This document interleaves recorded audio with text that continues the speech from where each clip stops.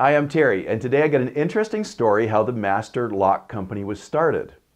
Originally, it was by Harry Soref, was a locksmith, and he traveled all over North America and Mexico. And his company was called Master Key Company. And I think he sold skeleton keys to locksmiths because the early padlocks were pretty easy to open and extremely easy to open. You just give a little crack with a hammer and the early padlocks would just split open.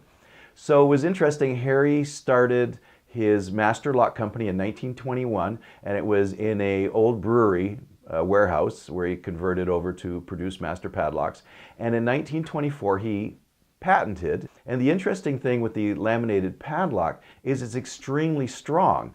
He took the idea from how they were strengthening battleships and vaults was with basically laminated steel. So he took that idea, applied it to padlocks, and you can see the patent here. In 1924, he received the patent, and that started the laminated padlocks. And the company has changed hands several times since the family started it, and today we have Master Lock Company is one of the most well-known lock companies going.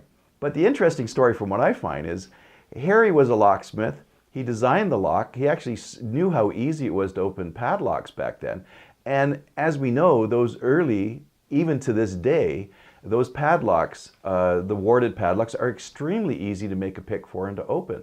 So he made a lock that was very strong, but very easy to pick open. And even to this day, the company is a very popular padlock manufacturer, and some locks too. But they still have a reputation in the locksmith business. They're extremely easy to pick, as well as in the locksport business.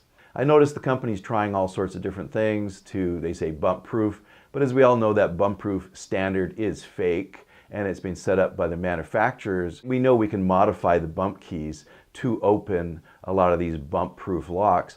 Also, some of these bump proof locks are extremely easy to pick, so they've made it hard for the average amateur with a standard bump proof key to bump it open. However, they're extremely easy to pick open, and we've proved that numerous times.